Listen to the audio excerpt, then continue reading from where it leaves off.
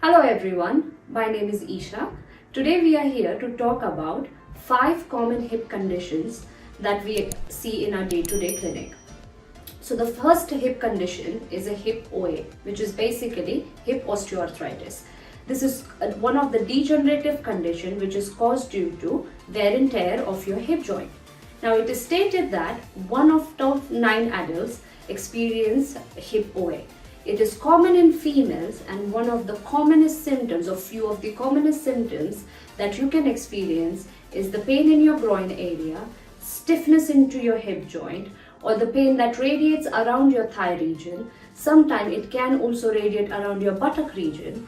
A few of the daily living activities that can be difficult to perform is getting in and out of the car, or wearing your trousers, or tying your shoelace. The second hip condition is a hip dysplasia. Now, as you all know, our hip is a ball and socket joint. So the socket looks like that and our hip joint sits inside it. Now in hip dysplasia, the socket looks too shallow to hold the hip joint in the place.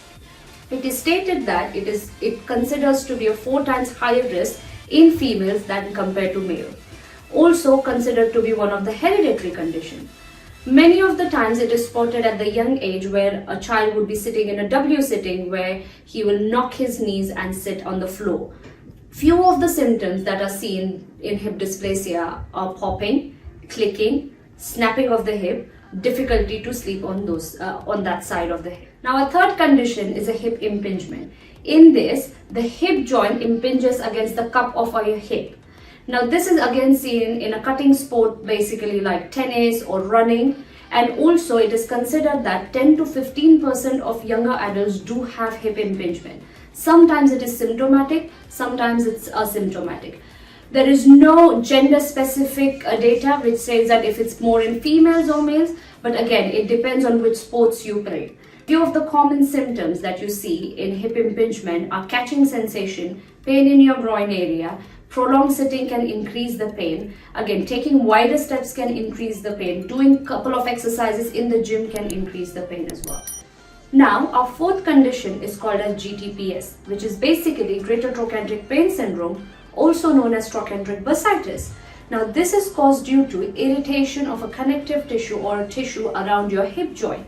This is very commonly seen on the outside of the hip, very common in the runners, and also between the age group of 40 to 60 years.